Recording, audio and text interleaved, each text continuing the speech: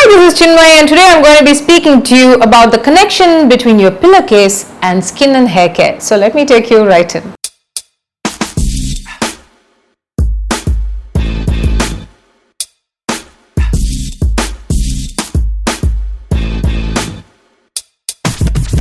Your pillowcase is actually a storehouse of bacteria and germs and stuff that are not good for your skin or your hair. So basically, if you use a conditioner, I think whatever is remaining from your conditioner is going to be rubbing off on your pillowcase as well, and that is going to be transferring to your face. And sometimes if your skin is really sensitive, that could be one of the leading causes of acne.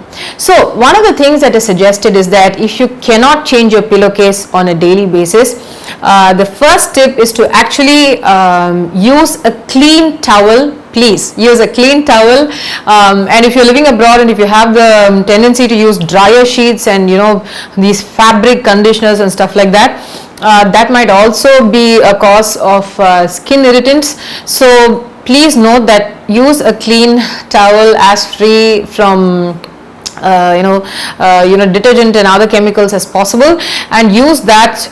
Change your towel on a daily basis and keep that on top of your pillowcase and sleep on it. And of course, the next day morning you could perhaps just use it to dry yourself post your shower or something like that. The second thing that I learned while I was reading up is that when you use your towel, use it on your face first and then use it on your hair and the rest of the body, because if you use a shampoo and a conditioner, the remnants from your conditioner is going to be first wiped off on your face if you tend to not use different towels for your hair and your face. So that's something there.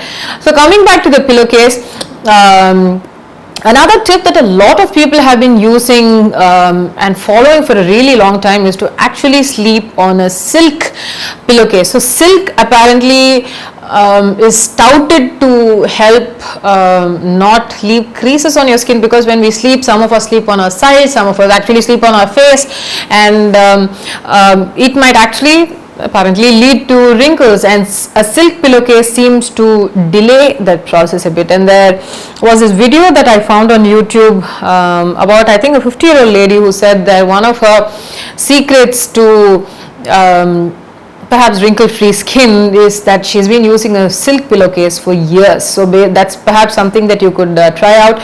I don't think silk pillowcases are available off the stores anywhere here in India. So if you are looking for it, you can actually buy a length of silk that is enough for a pillowcase. Just give it to any local tailor that you will find. You will find a lot of these tailors in, if you're in Chennai or in Mumbai, you will find them on the roadside. They'd have their, small setup. So you can give it to them, and if you have like a standard pillowcase size in your home that you use for your pillowcases, you can give that as a reference and get a silk pillowcase made for yourself, and that would work really well. However, if you're vegan and if you believe, if you want to really lead a cruelty-free lifestyle, I might, come up with something with regard to, a silk pillowcase which is hopefully cruelty-free. Anyway, I think I do want to discuss my thoughts about silk and cruelty-free and how things have changed and how the mulberry silkworms have really I think evolved in a certain, because of continuous use of years of domestication, how they have evolved to a point that they can no longer fly. Anyway, I'm digressing. Coming back to the pillowcase, the first tip is to use a fresh clean towel on top of your pillowcase on a daily basis. The second thing, and the most important thing, is to see if you can actually change your pillowcase every week. Try and use a disinfectant and antibacterial sort of a liquid on that. Maybe soak your pillowcase on that and then wash it, or maybe you could do it after you have washed it as well, and then soak it in that water and then lay it out to dry. Of course, one of our best antibacterial I think methodologies of cleaning our clothes is definitely sun drying our clothes, and especially living in India, sun drying is not a problem at all. A lot of us still sun dry our clothes, so you could actually leave it out onto the proper even midday sunlight to see if that works. So the biggest thing is that a lot of even while you're sleeping, you tend to sweat.